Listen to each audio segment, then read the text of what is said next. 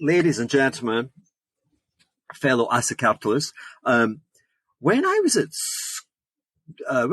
young person, much younger than today, so I was like the Beatles. I remember on hot, sunny summer days in June, and I would have been, I don't know, 8 years old, and the teachers would take class outside, and you would sit like in the grass, and it'd be kind of nice. And I'm invoking that today. I'm in the garden. I've got a tree behind me. Thank you. Thank you, Patreons. Thank you for the support. This is the half-hour teaser. We're going to try and jump right in. I mean,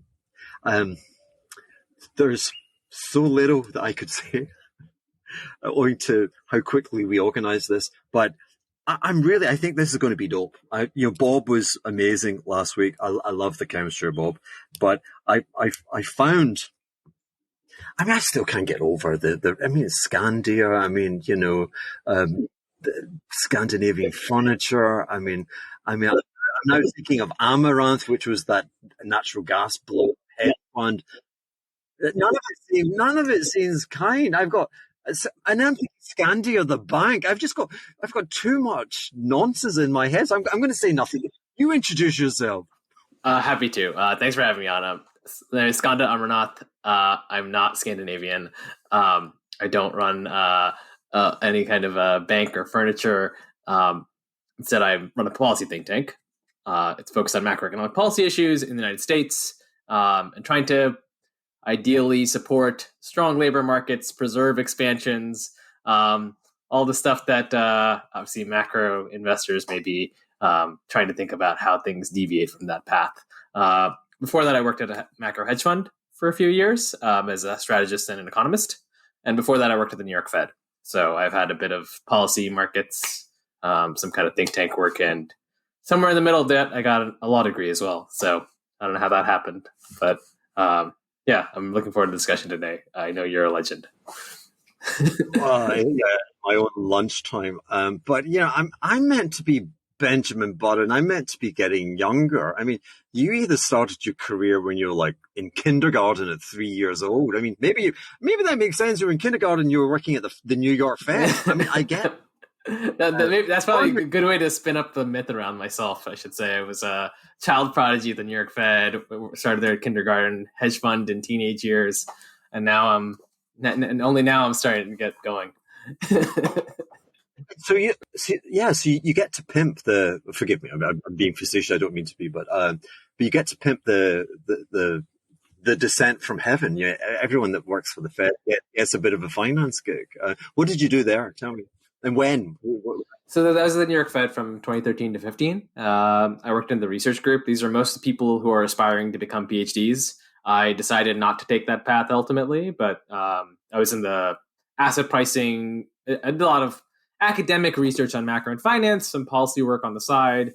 The Fed is a pretty academic institution. And so these are people who, instead of professors always love research and don't like teaching, swap out the teaching, put in the policy work that kind of reflects how economists at the Fed sort of structure their work. So I did a lot of academic work, and I realized I don't want to do the academic stuff. I would trade some of the academic breadth for so academic depth for the breadth you get in terms of doing real markets work. You get to really float around to the really important policy issues, important economic issues of the day. That's just more my sweet speed than call it academia and academic macro. Yeah, it reminds me of working in Edinburgh, where there were lots of old young men, like they were kind of, I swear this is so true. I mean, I even I had to, I was going nowhere. I had to start copying them. Like they would buy what you call it, a three-piece suit where you have the waistcoat. I mean, we all looked as if we were in that Sean Connery movie about, when he takes down Al Capone, the Untouchables, and it was wool, and it was made for advocates who would present in court with judges. And occasionally I'd have to go to London, and the material was so thick that the journey on the metro, I mean, I passed out one time with heat. But anyway, less on me, more on you. Can you tell me, from that vantage point, that very learned position within the heart of the Federal Reserve System. I mean, if we went back 100 years ago, of course, the New York Fed was the pinnacle of the institution running it. Internally, if they were to look back over the last 25 years, what do you think they regard as their finest moment in terms of an intervention? I think they look back with a lot of centrality around what happened in the fall of 2008 in response to Lehman collapsing, standing up all the facilities, getting all this, coordinating so much on the fly, despite it all obviously being a period of crisis and deep recession and political turmoil. All of those things are true, and yet I think if New York Fed institution, I think all of them took a lot of internal pride in the sense that they moved as fast as they did to an unprecedented. It's probably maybe self-serving from one vantage point, but I actually think it's also, I think the people there were very thought of themselves as very public-minded too, at least in terms of that's a more upbeat view of how they sort of saw themselves. And from 2008 to even while I was there, like New York Fed, among the regional Fed banks, and even in terms of the knowledge of finance and markets, there was something pretty special about the institution relative to the rest of the Fed. That's been changing over the years in terms of culture, with the Fed in DC trying to also beef up their expertise and trying to be more at the center of some of those discussions. But look, there were certain, I would get, when I was an intern in 2012, they would say, you're having lunch at the table where Paulson and Geithner and all these people brought in the CEOs and talked to them about all these different things related to Barclays. They could take Lehman, all this kind of stuff. So there's a lot of history kind of embedded in it. It's a cool institution on that level that I had the bug for macro and markets probably. I started following around 2007 as a high school student, giving away my age a bit, but that was a period when like so many things were going on. It's just an education of itself just to read the news and follow what's happening, and to see all that stuff then as someone who was working at the New York Fed, that this is where history really happened. There's something pretty awesome about that. Who was chairman of the New York Fed in 07, 08? Was it Dudley? Dudley came later. Geithner was the main New York Fed president before he went to become Obama's Treasury Secretary. And so there was a bit of a handoff to get from Geithner to Dudley, but Geithner was the New York Fed president during the Bush administration, basically. So that was, especially during that sort of 2007-8, when things are just getting worse and worse and worse, I'm sure firmly etched into your memories. So there wasn't a time when you were having a sandwich and they said to you, gee, kid, you're sitting at that table. We fundamentally misunderstood the nature of risk markets. We presented to the main board of the Federal Reserve and we said, commercial paper, absolutely no problem. We've spoken to bank counterparties. No one's got an issue. Housing market seems becalmed. Our biggest fear in August of 2008 is not the absolutely grotesque recession that is bearing down upon us, but it's inflation. Did they have that conversation? Did they hide that table? I mean, is that the shame table?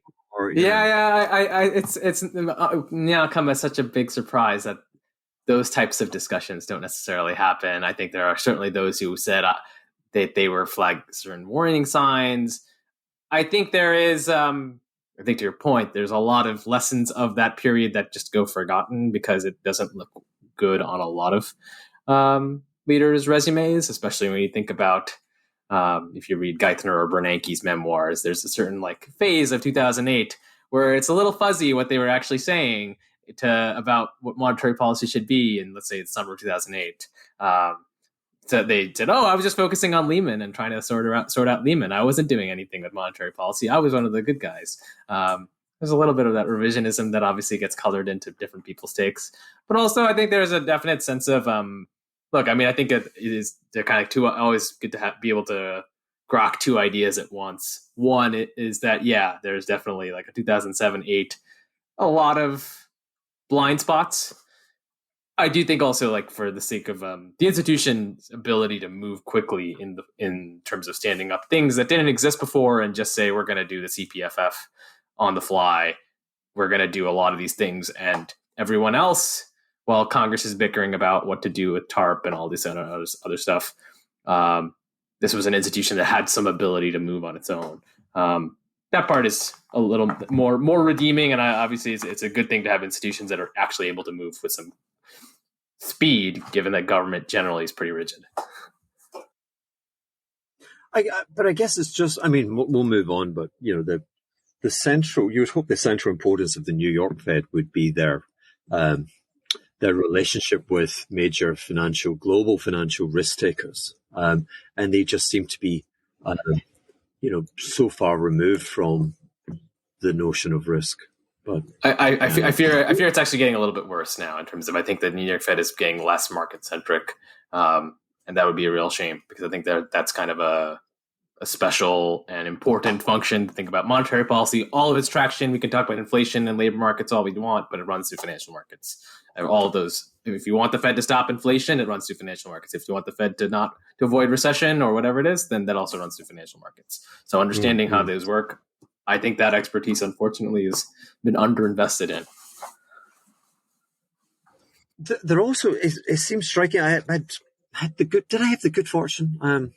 I caught a few YouTube videos with one of the joint CIOs at Bridgewater, the lady with the double barrel name, and it's striking the reverence actually that the Federal Reserve is held in by the largest financial institutions. I mean, the big financial groups really believe the Fed gets it. And I see no evidence that the Fed gets it at all. But I have to confess that there were things that this time around I really did fail to grasp. I'm kind of going to, in the teaser section, I'm going to give my fait accompli. But, you know, I'm like kicking my heels because I really did miss the, you know, 2020, 2021, the private sector of the United States economy fixed. I mean, they all fixed long. They you know, rates were like 2%, and you could fix it like not for 2 years like in the UK or Australia or Canada, but for damn 30 years, you know.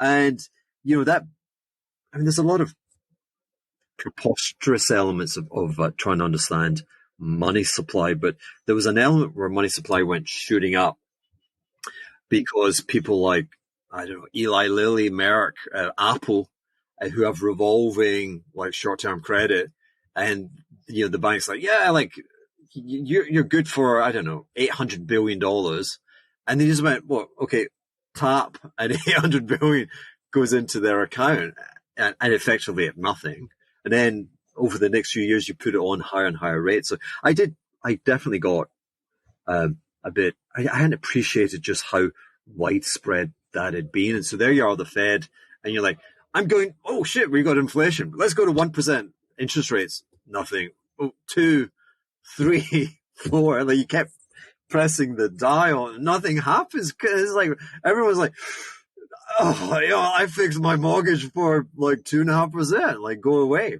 I had missed that. So this does feel like a remarkable attempt to slow down an economy where the private sector immunized itself from short-term rates. And of course, the big imponderable is, did that therefore make the recession impossible, or did it just did it suspend or push it out into a point where, you know, like you just had to keep punching and punching till you broke the surface, until actually you became relevant. I mean, my misgivings are more there, but in terms of eking that out from you, so tell me about the policy group. First of all, that clearly has a patron. Do we talk about who the patron is behind that? Do we talk about the purpose of the group, your role within it? We have so it's called Deploy America. I don't want to out any particular, but we have multiple funders, and we're seeking multiple funders over time anyway. So it's a pretty diverse. It's getting more distributed. But it's meant to serve the function of what macroeconomic policy tends to be, unfortunately, underrated, underappreciated. It we're talking about in recessions and financial crises, losses of millions of jobs. We're talking about like big proportions of human impact. If you think about inflation and in terms of how to deal with it, even there, like cost of living crises are very real for a lot of people, right? So that, especially if you think about those who can't afford food and energy, that's important to think about. Like how are we going to attack that problem in affirmative ways? These are of epic proportions, and yet they tend to be treated as too complex. Not everyone wants to focus on a lot of other policies that nibble at the margins, but it's like this is it. This is the thing that really matters. It's not to say at the expense of other stuff, but it is like macro really should be put on at least the equal pedestal to a lot of the other policies and social issues that tend to be predominant in political discourse, policy discourse, economic discourse. It's true, macro. I'd say a lot of academic frameworks have made a total mess of macro in terms of like how to understand it intuitively, causally. But it's still, that doesn't mean the subject is irrelevant. The subject is, if anything, ever more relevant to understanding all of the impacts on society at large. And again, all these societal impacts interact with what we see in terms of financial markets, how the Fed works, how fiscal policy works. I think that's the other part of what you're talking about. The private sector got a nice boost there too, in terms of how fiscal policy effectively supports households and businesses. Yeah. I love the, I love the cause. I guess what I'd like to do is try and eke out the prejudice being the understanding of how it works, because, I wanted you on because I think it's, like you said, it's very central to the conversation. In so many different ways. I mean, I was just mentioning the Fed hiking cycle and the profound importance at the center of all the models is the Phillips curve. They're looking at employment, the inflation. The concern is higher wages. Okay. And my concern about this hiking cycle is how it coincides and seems to reinforce the coercive nature of international global trade, which I think the fundamental changes in global trade over the last 30, 40 years, I don't think it's contentious to say, but they really define the success of central bank inflation policy targeting. It was nothing to do with, I don't think it had very little to do with their interventions and everything to do with globalization. But over the last 30 years, the nature of the funding of the industrialization of the Chinese economy, the switching the funding to being predominantly internal, where you require a wealth transfer from one economic agent to another internal agent. And so within China, it always comes from the household sector. And it subsidizes infrastructure projects, and it creates an economic moat around these large manufacturing conurbations, and it gives them, a profound energy and power within global markets, such that, and it really shocked me when I looked into it, the trade surplus in manufacturing as a percentage of GDP.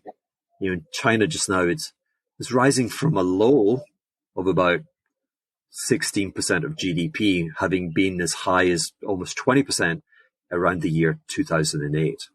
And to put that into context, when the US was truly almighty at the absolute apex of its industrialization, and when you'd had the devastation of the rest of the world via the two global wars. So if you look at that surplus as a percentage of GDP in the 1920s or in the 1940s, late 1940s, it was 6% of GDP. So it was of a different order. But anyway, the model today is internal funding, the creation of profound surpluses in capacity. They can produce goods way beyond the means of the domestic Chinese population to consume them. And the quid pro quo is that is an exogenous factor that is, if you will, that the US accepts. It changes the savings and the income distribution. But it makes it profoundly difficult to create jobs in America, and it makes it profoundly difficult for jobs, the remuneration of jobs in America to rise when there is a steadfast determination that Chinese labor, any remuneration will never be allowed or never permitted to bridge the gap between its productivity achievements and the paycheck, if you will. So we have a Fed targeting the labor market. We have the labor market in America very much having been at the wrong receiving end, getting a lot of punishment from international trade. Those two factors are colliding. Fed policy is that people should be paid less or have fewer jobs. It doesn't fill me with joy. And again, it comes back to policy advisors. I was asking about the preeminence of the Federal Reserve, but, advisors to senior politicians, I don't hear good policy advice. So what is the policy advice that you're trying to spread from your foundation? Right. So I think part of the attack from the Fed's perspective, right, in terms of saying, we think inflation, they've kind of softened this language now, but they have still keep saying the labor market is so tight, it's probably the cause of recession, maybe of inflation. It could be 80%, 50%, but they kind of make it seem as if that's the main thing. And it's like, without labor market slackening up, there's going to be more inflation. So that's like the key ingredient. And I think this view is misses a lot in terms of what's driving inflation. And especially if you think about the material world and what drives that. If we think about energy, if you think about commodities, if you think about the number of material inputs relevant for durable goods, you can hire all the workers, but if you don't have just a paradigmatic example, think about chips in automobiles. You can have the workforce on site, but if you don't have the chips, you can't assemble cars.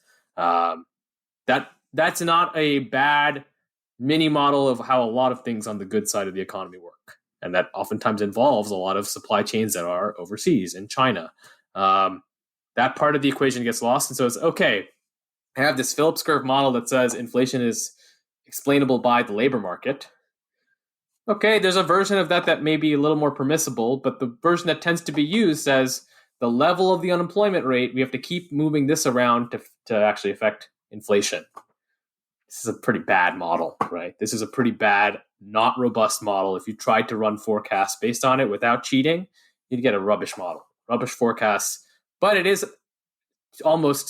so tempting to keep saying, well, these two things are macroeconomic variables. They've got to be related in some way. How can I possibly see inflation come down without us breaking the labor market first? So making both the intellectual... Why does it prevail? The Phillips curve in particular, the dominance of the Phillips curve. I mean, the scatter points, the correlations, previous interventions just don't give it. It's been timed out. Especially if you think about it in the context of, there must be some, I don't remember, NIRU or the natural rate of unemployment. It's like, oops, it's actually somewhere else. We learned this after the fact. Oh, no, the natural rate of unemployment, I thought it was 4%. It's actually 5%. Oh, now it's 3%. Now it's 4%. It's like, if it's moving around this much and you can't tell me how this works in see it with my own eyes, we should be skeptical. But even more so, what I think that economists tend to gravitate towards, especially macroeconomists, because it's simple. Because supply, when you think beyond labor, when you think about plant and equipment and IP, that's supply too. But you have to get into the weeds. You can't just stay up and see the unemployment rate comes out every month. It's a nice time series. It goes back to 1945, basically. You can run a regression versus inflation. You can torture it, overfit it, all of that stuff. A lot of people can do that, right? Saying inflation is driven by these factors related to energy, related to food, automobiles, that's heterogeneous. That's messy. And obviously you can abuse that type of thinking too, but it's also, we think about what a business has to actually supply. that's going to be a lot more than just labor. You got to do something with the labor. You have to mix the labor with other inputs, and a lot of those inputs aren't made in the United States, right? But that's a huge bias in macroeconomics to say everything's a nail to a hammer. I need to explain inflation. Labor market's the hammer. I just need to use labor market to say everything is caused by it. Sure. Labor costs are most of your costs. Yeah, but labor costs tend to be a lot stickier than the price of jet fuel for an airline. An airline has to decide how to set airfares. Empirically, you can look at their earnings calls too. You can look at all that stuff. They'll tell you we've got a certain budgeted margin for jet fuel. If jet fuel prices spike, we're going to have to adjust prices. Delta bought a refinery for this reason. But that's like not part of the macroeconomist like general sense of thinking about this. It's like, oh, that's a little bit, but it's like, no, that's what matters at the margin, because jet fuel prices changed like that. Labor costs for flight attendants and pilots. Okay, look, they are there. They obviously affect the assessments, no doubt, but they tend to attract all the attention because it's like, I'm a macroeconomist. I just look at the labor market. I don't need to look at all this other funny business with energy and food and all these other areas that are very, it's a more of a mess for them to deal with. And so but that's the real world. The real world is messy, and you need to develop tools to actually understand that. So the foundation is looking, I mean, if you could improve, change the world, the kind of number one, number two things you'd be seeking to do would be what?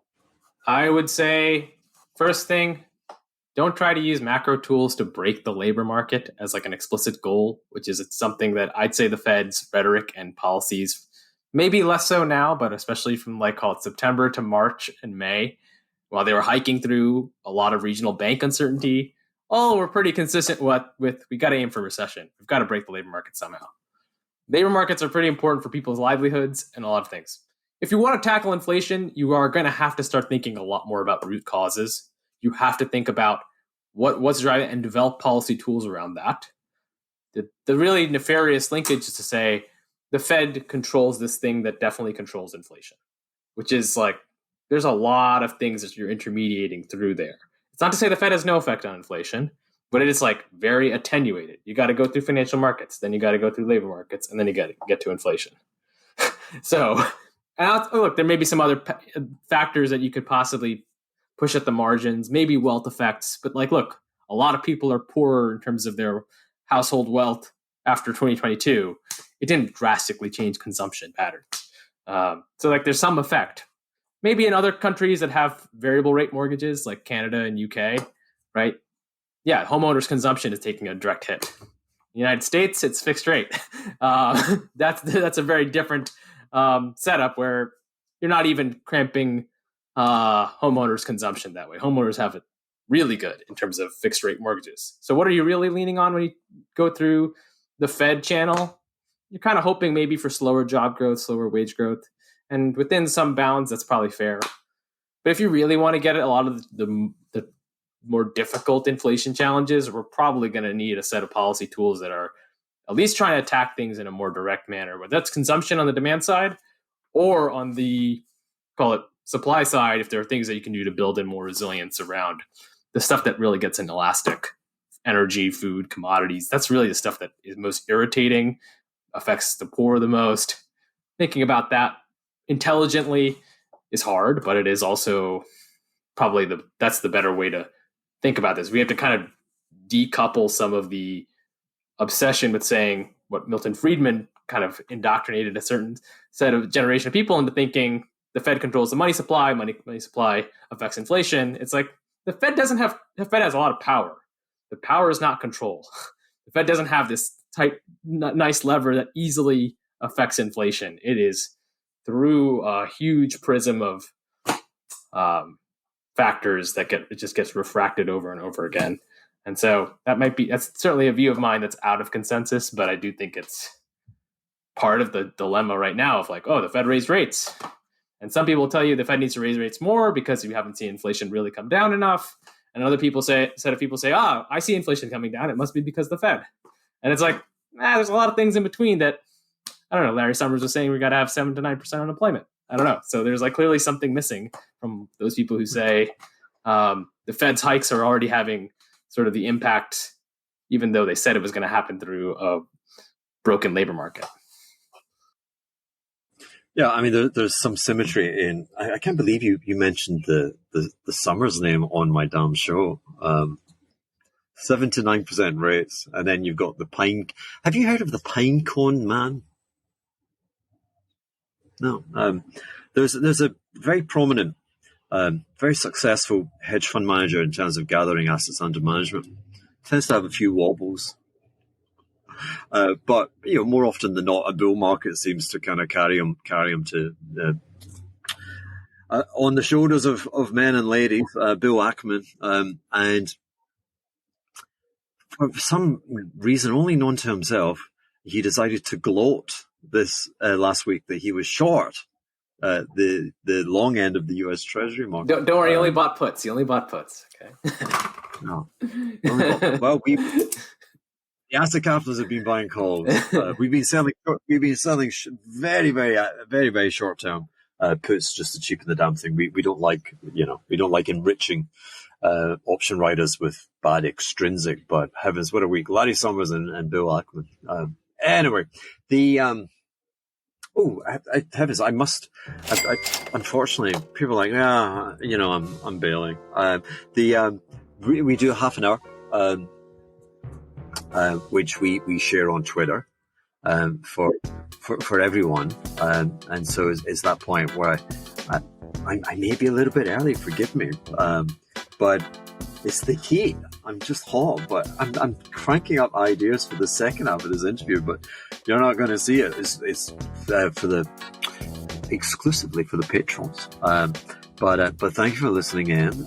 Think about a subscription, and I'll come back to you later. But for the other folk, the screen's going to go woozy, and we're going to be on the other side.